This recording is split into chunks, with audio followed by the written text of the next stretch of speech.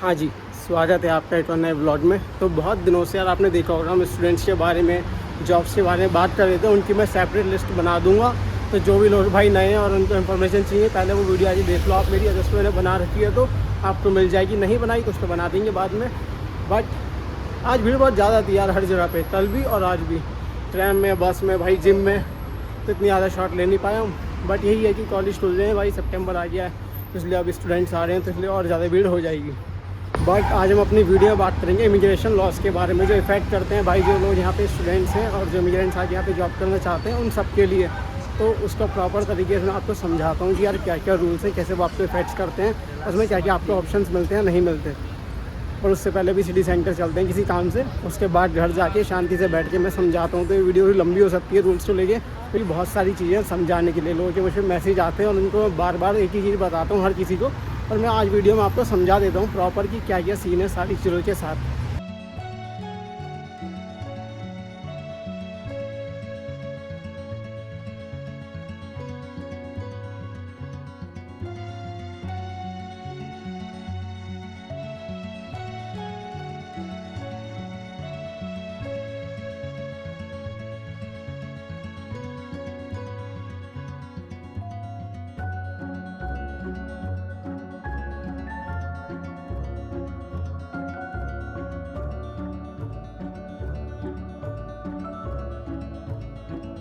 पहला मौसम है, अभी ठंड होनी शुरू हो रही है। आज पहली बार मैं हुडी पहन के आया हूँ घर से बाहर।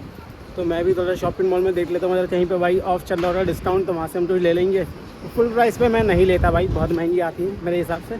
और वर्थ नहीं है यार, बहुत सारे कपड़े हो गए हैं मेरे पास ऑलरेडी। इंडिया से जो मैं एक जैकेट लाया था ना, मेरे पास 4-5 हो गई हैं और हर साल में लेता ही रहता हूँ। तो चलते हैं, घूमते हैं, कहीं पर भाई डिस्काउंट हुआ तो ले लेंगे कुछ।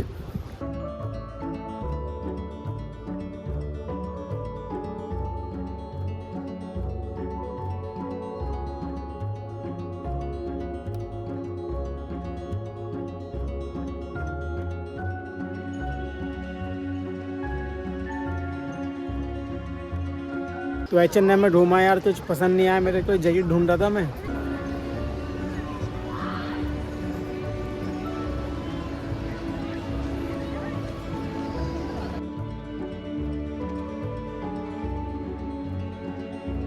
और कुछ पसंद नहीं आया भाई साहब, हम कॉफ़ी पीने जा रहे हैं हम सीधे। और बहुत बढ़िया अंकल चाचा वहाँ पे गिटार बजा रहे हैं अपना। ओ ये तो वो गॉड फादर मूवी की ट्यून बजा रहे हैं।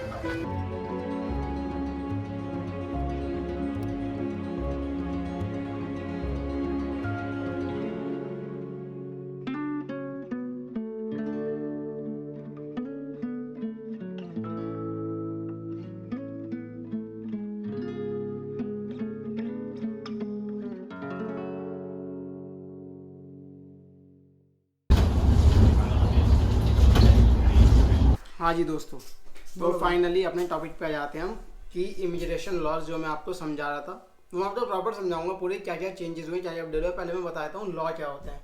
देखो यार, ऐसा होता है जब भी आप इंडिया से बाहर जाओगे किसी और कंट्री में, आप जहाँ से भी अपनी होम कंट्री से बाहर जाते हो, तो जिस भी कंट्री में आप जा रहे हो वहाँ पे उनके इमिग्रेशन लॉ होते हैं जो इमिग्रेंट्स पे इफेक्ट करते हैं। कि जो थर्ड नेशनलिटी के लोग हैं भाई, उनके देश में आके रह रहे हैं, तो उनके लिए कानून थोड़े अलग होते हैं नॉर्मल लोगों से माना जाए तो। और जो हंगरी के इमिग्रेशन लॉ है वो अभी अपडेट हुए इसी साल जनवरी फरवरी में, और इसलिए वहाँ पे इमिग्रेशन ऑफिस था वो बंद था। पुराने रूल रेगुलेशन थे ना, वो सारे क्लोज कर चुके हैं। जो भी इनका पुराना रूल रेगुलेशन उनको मॉडिफाई कर दिया एक तरीके से। कहने का मतलब ये है, मॉडिफाई था, उन्होंने तो पूरा सिस्टम ही बदल दिया है ना फिर। कुछ हैं जो कि पुराने हैं, बाकी मोस्टली करके नए रूल रेगुलेशन आ गए। मगर कुछ हैं बट वो दूसरे तरीके के रूल रेगुलेशन है। वो दूसरा है, जैसे पीआर का हो गया, ठीक है। यूपीआर का सिमिलर ऑलमोस्ट सेम है, सिर्फ कुछ चीजें उसमें मॉडिफिकेशन करी है। वो तो बहुत बात की बात है, बात की बात है। लाइक पहले फॉर एग्जांपल ये है एक तरीके से, अभी नए रूल रेगुलेशन आ गए हैं वर्क परमिट वगैरह के। और जो आप यहाँ पे रहते हो उसके लिए भी, पीआर के लिए भी, और तुम्हारा स्टूडेंट्स के लिए भी। तो सबसे पहले बात हर्षित भाई करते हैं स्टूडेंट्स के बारे में। तो जो भाई स्टूडेंट्स लोग पहले 24 घंटे आराम करते थे, हफ्ते में वो 30 घंटे कर सकते हैं। 30 घंटे कर दिया। टाइम बढ़ा दिया है। और कितना एवरेज कमा लेता है बंदा 1 आवर पर आवर बात की जाए? ये डिपेंड करता है आपको सैलरी, आप जॉब कहाँ कर रहे हो, सैलरी कहाँ क्या मिल रही है। मतलब एक एग्जांपल के तौर पे बता दो जी यार। For example as a restaurant में आप काम करो, नॉर्मली अभी जो मिनिमम वेज दे रहे हैं वो ही है 17 से 1800 फॉरेन पर घंटे के हिसाब से। 1800 फॉरेन पर 1800 पर 17 से 1800। अगर फ्रेशर हो 1600 भी दे सकते हैं, 1700 भी दे सकते हैं, बट डिपेंड करता है आप कहाँ काम कर रहे हो, किस जगह काम कर रहे हो। हाँ, तो मतलब एक एवरेज मान लो, एवरेज 1800 मान लो, ये 1800 पर घंटे आप कमा सकते हो एज ए स्टूडेंट। दूसरी बात कि जो स्टूडेंट्स आ रहे हैं, पहले इनको फैमिली यूनिफिकेशन ला होता, मतलब कि क्या है कि एक इंसान आया, उसकी फैमिली, उसकी शादी हो रही है, उसकी वाइफ जो है भाई वो इंडिया में रह रही है, वो यहाँ पे एज ए स्टूडेंट कुछ टाइम के बाद वो उसे बुला सकता था अपनी वाइफ को यहाँ पे आके। बट अब इन्होंने बंद कर दिया कि एज ए स्टूडेंट अपनी फैमिली को आप नहीं बुला सकते, वो बंद हो गया है। तो कुछ लोग ऑलरेडी यहाँ पे रह रहे हैं जिनकी एप्लीकेशन 2024 से पहले शुरू हुई थी, उन्होंने उससे पहले अप्लाई कर दिया था, तो वो पुराने लॉ के अकॉर्डिंग आ गए थे। बट अब कोई नहीं आ पाएगा नए लॉ के अकॉर्डिंग, तो आप किसी को बुला नहीं सकते। जो मुझसे मैसेज करता था कि मैं एज ए स्टूडेंट आ रहा हूँ, फिर मैं अपनी वाइफ को बुला सकता हूँ, मैंने उसको बोला भाई नहीं, अब ये बंद हो गया है, पहले चलता था बट इसी साल रूल चेंज हुए हैं तो इसलिए बंद हो गया है। तो स्टूडेंट्स के लिए रही भाई ये बात। और एक और बात स्टूडेंट्स के लिए भाई, मैं एडवाइस करता हूँ पहले हर एक स्टूडेंट को, आपको बता भी देता हूँ कि अगर आप एज ए स्टूडेंट आ रहे हो, तो अगर आप पढ़ रहे हो तो आपका बेस्ट टाइम है कि आप एक बढ़िया जॉब, स्किल जॉब ढूंढ सकते हो एज ए इंटर्नशिप, क्योंकि आपको वो होती है, आपके पास एक सुपर पावर मान लो इसको, कि आप जॉब चेंज कर सकते हो। कि भाई आपने किसी बात की कंपनी में, उन्होंने आपको हायर किया, कल से आप जॉब पे चले गए, पसंद नहीं है, आपने परसों चेंज कर दी। एक बार अगर आप वर्क परमिट पे आ जाते हो इस कंट्री में, तो इसके लॉ ऐसे हैं भाई जी, आप चाह के भी स्विच नहीं कर सकते। आप चाह के, जो बंदा आपका एम्प्लॉयर है ना, वो स्विच नहीं कर सकता आपको चाह के, भाई आप परेशान हो जाओ, ये समझाता हूँ मैं। अदरवाइज आपने स्टडी कंप्लीट करी, आपने इंटर्नशिप नहीं करी यहाँ से, फॉर एग्जांपल कहीं और से कर ली, ठीक है, बट आप ट्राई कर रहे हो जॉब के लिए, नहीं हुआ।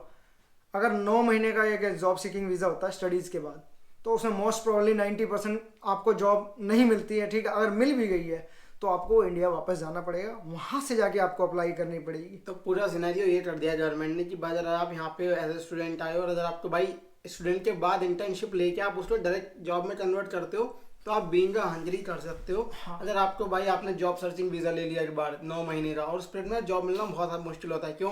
आपने जॉब के लिए अप्लाई करा, भाई कंपनी को बंदा चाहिए कल से, बट यहाँ पे प्रॉपर पेपर प्रोसेस होंगे, आप उसको लेके इंडिया जाओगे, वहाँ से भी अपॉइंटमेंट लोगे, वीज़ा लोगे, तो उसमें 3-4 महीने लग जाते हैं। अब 4 महीने आपका वेट क्यों कोई करेगा?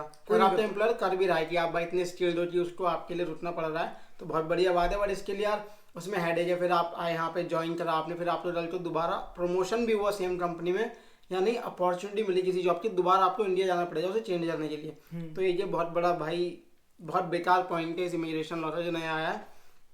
और अब बात कर लेते हैं, तो स्टूडेंट्स के लिए यार यही है कि अपना भाई आओ, पढ़ाई करो, जॉब मिल रही है स्किल जॉब तो करो, वरना भाई मैं कहूँगा किसी और कंट्री में अपनी स्टडीज़ को शिफ्ट कर सकते हो। ड्यूरिंग स्टडी आप देख लो भाई, कुछ मिल रहा है तो सही, आपको सही में आ रहा है तो, वरना मूव कर सकते हो किसी और कंट्री में। यहाँ से मूव करना ईजी रहता है ऑफकोर्स। तो पूरे यूरोप में बहुत ईजी है कि भाई आपने कहीं और स्टडी करनी है, आपने अपना क्रेडिट ट्रांसफर करा सकते हो। सबसे बेस्ट पॉइंट यूरोप का यही है, पूरे यूरोप में आराम से इजीली आपका क्रेडिट ट्रांसफर हो जाता है। आपने एक सेमेस्टर यहाँ पे पढ़ा, हाँ, अगली यूनिवर्सिटी आपने मान लो बताओ जर्मनी में ढूंढ ली, और उनका सेम स्ट्रक्चर है, स्टडी स्ट्रक्चर, तो आप उनसे बात कर सकते हो, ठीक है, कि भाई एक सेमेस्टर की भाई मैंने हंगरी में चल लिया है, मैं मूव होना चाहता हूँ जर्मनी में, तो मैं दूसरा सेमेस्टर शुरू करूंगा वहाँ से, तो वो आपके यहाँ के क्रेडिट है, पहले सेमेस्टर के मार्क्स वो ट्रांसफर कर देते हैं ऑफिशियली। इंडियन सिस्टम है पूरा यूरोप का बिल्डअप, तो वो सही है, सेंट्रल सिस्टम है, आप उसको यूज़ कर सकते हो।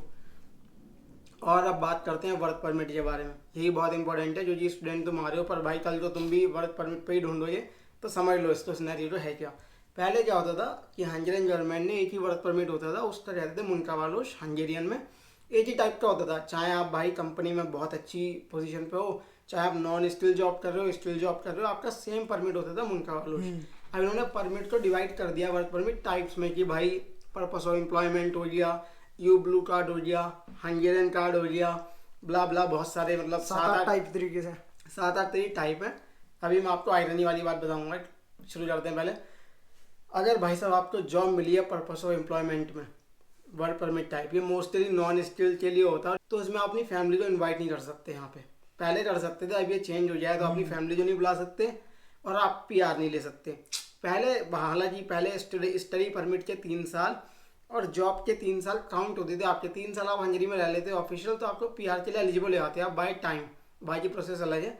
बट अब क्या कर दिया कि स्टूडेंट्स को भी PR नहीं मिलेगी, जो पर्पस ऑफ एम्प्लॉयमेंट लोग हैं उनको भी पीआर नहीं मिलेगी, तो अभी पीआर ले ही नहीं पाएंगे। आप तो 3 साल का परमिट मिलेगा, जैसे ही आप उसको रिन्यू करोगे तो मतलब वो आपके अपने सिस्टम में, हाइजीन सिस्टम में आपके पहले के 3 साल है उनको जीरो कर देंगे, वो दोबारा से वो आपके साल गिनना शुरू करेंगे।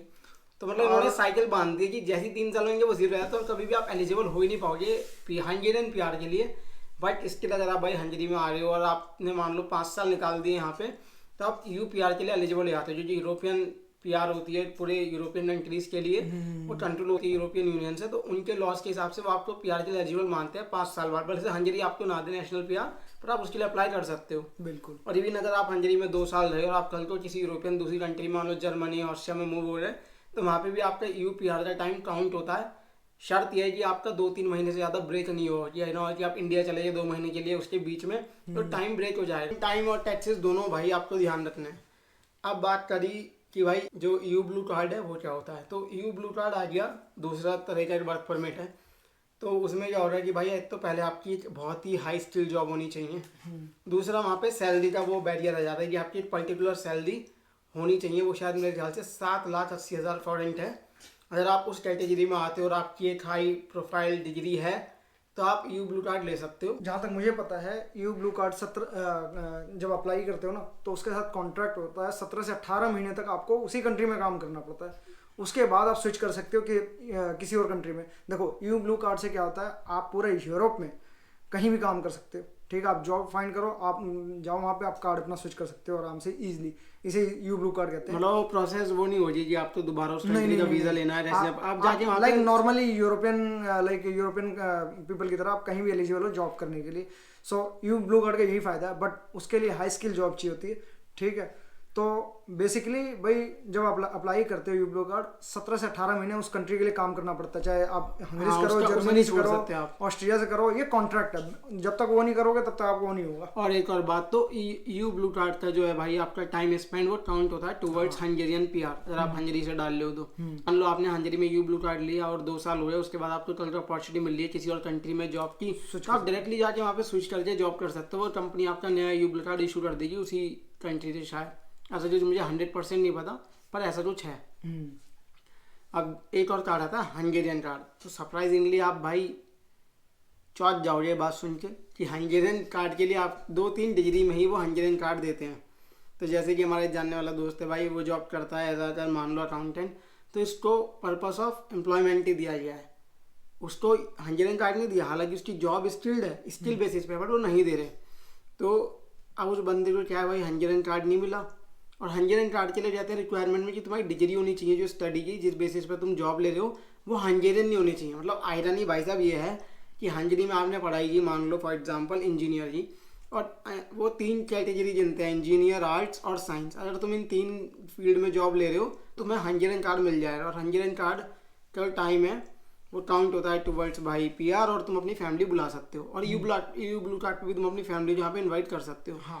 पर आयरनी की बात यह है कि भाई अगर मान लो तुमने हंगेरी में इंजीनियरिंग की पढ़ाई की, तुम्हें भाई इंजीनियरिंग में जॉब मिल गई, पर तुम जब हंगेरियन कार्ड की तरफ गए उन्होंने बोला नहीं भाई हम तो हंगेरियन डिग्री को मानते ही नहीं है, हम मानते हैं इंटरनेशनल डिग्री। तुम्हें इंडिया से भाई डिग्री है पुरानी बैचलर, तुम उस बेसिस पे ले रहे हो तो दे देंगे, हंगेरियन डिग्री पे मान ही रहे। तो यहाँ पे बहुत बड़ा एक मिसकम्युनिकेशन है जिन्होंने भाई अथॉरिटी ने रूल्स बनाए हैं, और जो इनका लेबर ऑफिस जो पास करता है जॉब के सर्टिफिकेट यहाँ है जॉब ले सकता है उस चीज़ में कैटेगरी में, उन दोनों में मिसकम्युनिकेशन है बहुत बड़ा। तो अभी तक तो सही हुआ नहीं है, जब ये हो जाएगा तो अपडेट डाल दूंगा उसकी मैं। तो ये भाई आपके 3 तरह के वर्क परमिट हो रहे हैं। एक हो गया पर्पस ऑफ एम्प्लॉयमेंट, फैमिली नहीं बुला सकते, और आपका टाइम पीआर के टूवर्ड्स काउंट नहीं हो रहा।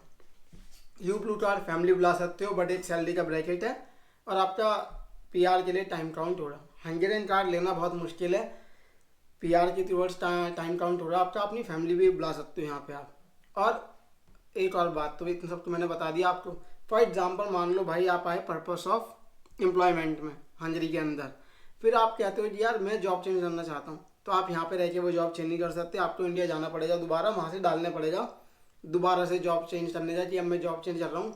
बड़े से आप चाहे EU ब्लू कार्ड के लिए करो, हंगेरियन कार्ड के ऊपर, आप यहाँ से प्रोसेस नहीं कर सकते उसको, आपको इंडिया से ही करना पड़ेगा। यहाँ की इमिग्रेशन कहती है नहीं भाई आप हमारे सिस्टम में यहाँ तक हो, जॉब चेंज करनी है, अपडेट करना भाई इंडिया जाओ दोबारा से। फिर आप मान लो जॉब छोड़ के भाई यहाँ से आप इंडिया जाओगे, अपॉइंटमेंट लोगे 1-1.5 महीने, वो मिलती है, बहुत मुश्किल होता है अपॉइंटमेंट लेना भाई, ये पता ही है वर्क परमिट वालों को। अपॉइंटमेंट लोगे 3-4 महीने डिसीजन का वेट करो, आपके अच्छे 5-6 महीने खराब हो जाएंगे इसके अंदर, इस प्रोसेस के अंदर। तो यार इसलिए मैं लोगों को समझाता हूँ कि भाई जो लोग यहाँ पे एजेंट को 6-7 लाख रुपए पैसा दे के आ रहे हैं, उनके मन में होप होती है कि एजेंट हमें यहाँ जॉब दिलवा रहा है, बट कल को हम चेंज कर लेंगे या फिर हम 3 साल बाद PR डाल देंगे। तो भाई अब आपको ऐसा कुछ भी नहीं मिलेगा हंगरी के अंदर। तो ऑलरेडी बहुत सारे लोग भाग गए। मैंने एक वीडियो बनाई थी शुरू में, मार्च में जब लॉ आए थे, बट मैं दोबारा बना रहा हूँ आपको समझाने के लिए कि बहुत सारे लोग मुझे कॉन्टैक्ट कर रहे हैं कि भाई मैं आ रहा हूँ जॉब पे, एज अ स्टूडेंट आ रहा हूँ, अपनी फैमिली बुला सकता हूँ क्या? भाई नहीं बुला सकते आप, इमिग्रेशन लॉ चेंज हो गया इस चीज़ के लिए। और फिर लोग पूछते हैं कि यार एजेंट को हम कितने रुपए दे के हैं, मतलब कि कितने रुपए देगी एजेंट सही? क्योंकि यार यहाँ पे जॉब लेना बहुत मुश्किल है, क्योंकि जॉब के लिए आपको एक बंदा चाहिए जो आपके स्पॉन्सर कर रहा हो, और वो मिलना बहुत मुश्किल है।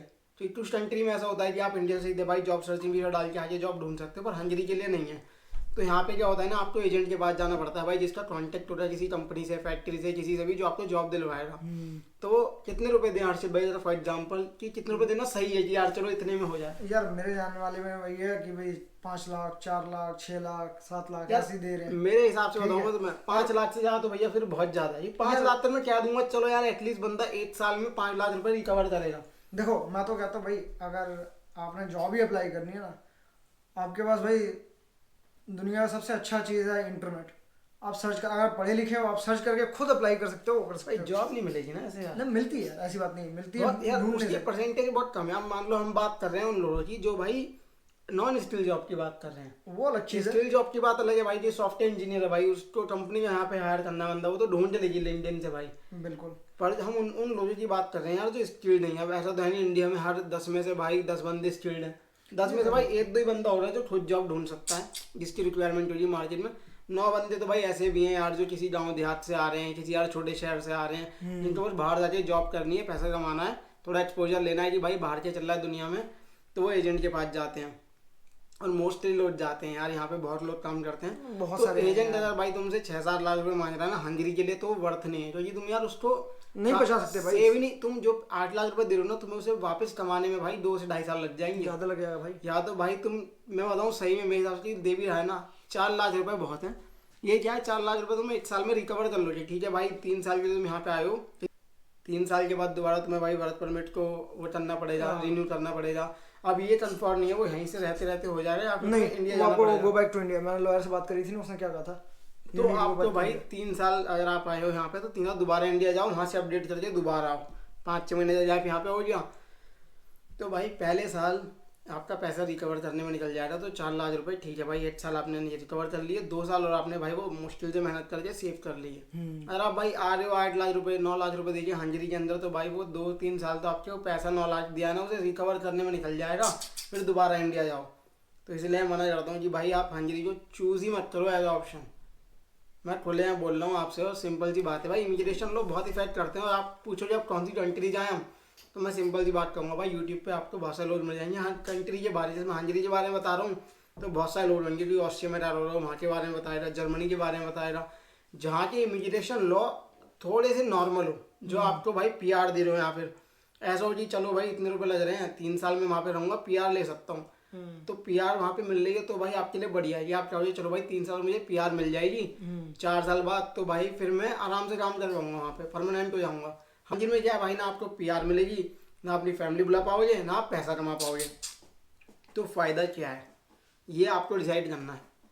आप बात सोचोगे यार कि ये दोनों बैठ के हम लोगों को बता रहे हैं, पर ये दोनों तो वहीं पे रह रहे हैं।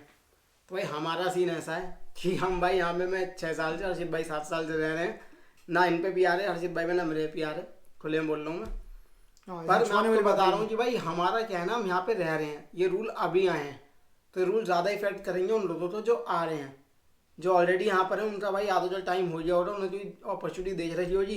पर मैं आपको बता रहा हूँ जो लोग भाई बिल्कुल ही नहीं आ रहे हैं, कुछ और सोच के अपने माइंड में, और यहाँ पे सिचुएशन कुछ और है। तो यही इस वीडियो का मोटिव था, आपको समझाना। सही बोल दिया ना? सही बात। तो फिलहाल भाई यही है इमिग्रेशन लॉ, मैंने आपको बता दिया स्टूडेंट और वर्क परमिट वालों के बारे में। बाकी यार एक और बात मैं आपको बता देता हूँ, कुछ लोगों को लगता है कि भाई कुछ नहीं, बहुत कुछ लोग थोड़े से लोग हैं, पर उनको लगता है कि वो यहाँ पे आएंगे, वो शादी करेंगे हंगेरियन लड़की से या लड़के से, भाई जो भी उनका वो है कि भाई यहाँ पे आगे फिर उनको पेपर मिल जाएंगे। तो भाई हंगरी में ऐसा वो भी नहीं है। भूल लो। अगर हंगरी में आपका पार्टनर हंगेरियन और आप भाई इंटरनेशनल हो तो आपको पीआर नहीं मिलती है, एक कार्ड मिलता है फैमिली इन्विटेशन कि आप भाई इसकी फैमिली के मेंबर हो। बट उस कार्ड पे आप खाली यहाँ पे रह सकते हो, आप जॉब नहीं कर सकते। जॉब करने के लिए फिर से आपको भाई वर्क परमिट चाहिए। तो और बीइंग इन हंगरी आप वो चेंज भी नहीं कर सकते। तो मान लिया भाई जो लड़का आया, फॉर एग्जाम्पल एक लड़का आया भाई, उसने आके हंगेरियन लड़की से शादी कर ली, उसका भाई जो भी सीन रहा हो, ऐसा नहीं कह रहा मैं पेपर्स के लिए, मान लो भाई उसने कर ली, उसने फैमिली इन्विटेशन कार्ड ले लिया, अब वो जॉब नहीं कर सकता, वहाँ पे रह सकता है वो। भाई बंदा कैसे रह लेगा, उसको भाई रेंट पे करना है, खाना पीना करना है, नहीं है सब कुछ तो भाई तुम्हें कुछ ना कुछ तो करना पड़ेगा, अपनी लाइफ के लिए कुछ करना है। तो तुम भाई जाओगे ठीक है भाई मैं जॉब ढूंढता हूँ, आपने जॉब ढूंढी, किसी ने जॉब दे भी दिया आपको, ठीक है भाई हम आपको हायर कर रहे हैं, बट आप हंगरी में रहते हो उसे चेंज नहीं कर सकते। आप दोबारा से इंडिया जाओगे, अपनी कंट्री जाओगे, वहाँ से दोबारा 4-5 महीने लगा के वापिस आओगे। तो ये प्रोसेस बना दिया सरकार ने यहाँ का, बहुत लंबा प्रोसेस कर दिया भाई, बहुत लंबा। क्योंकि यार यहाँ पे बहुत सारी चीजें थी, बहुत सालों से चल रही थी जो ठीक नहीं थी भाई गवर्नमेंट के हिसाब से। कि लोग भी भाई कहीं ना कहीं आपको पता है कुछ लोग होते हैं जो देखो कुछ गलत तरीके से मिसयूज करते हैं। हाँ मिसयूज कर। तो हाँ जी, तो इतनी लंबी वीडियो हो रही है, बट आई होप कि आपको मेरी बात समझ में आई है जो मैं बताना चाह रहा था। तो thank you so much for watching this video, और आप मेरे चैनल को सब्सक्राइब कर दीजिए। और मेरी बहुत सारे लोगों से इंस्टा पर बात होती रहती है, मेरा रूल है कि यार मैं 24 घंटे के अंदर रिप्लाई कर देता हूँ। कभी कभी बहुत ज़्यादा बिजी हूँ तो नहीं कर पाता, वरना मैं कर देता हूँ 24 घंटे में। तो आपको कुछ जानना है भाई तो आप मुझे इंस्टा पर मैसेज कर सकते हैं, सिंपल सी बात है। और मिलते हैं आपसे आने वाले व्लॉग्स में, बाय।